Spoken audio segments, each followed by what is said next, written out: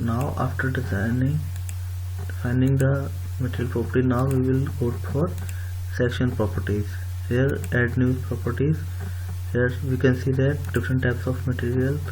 We will select our concrete rectangular, then select on concrete rectangular part. Here we will give the name, it's beam 230 by 300, where 230 is this and 300 is the depth of the beam. Okay, the material is M25 as we given.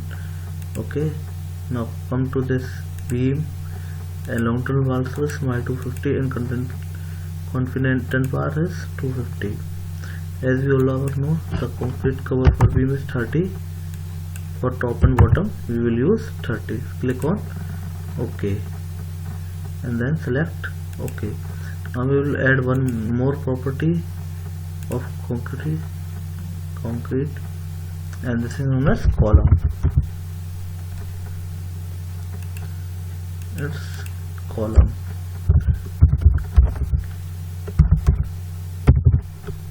Okay, column size is again 230 by 300. Because it is one story building, we will give the minimum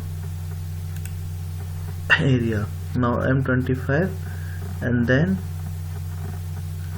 so under this bar is 230, depth is 300, and this is 230. Now we will modify the rebars as column.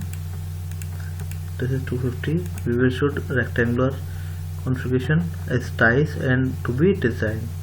Okay, now all things are to be same. Now click on OK. Now we will design the beam and column.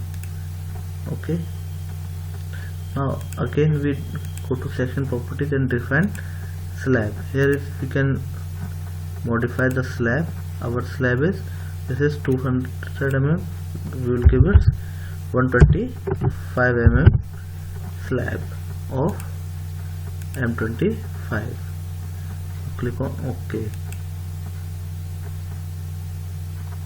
and again click on OK.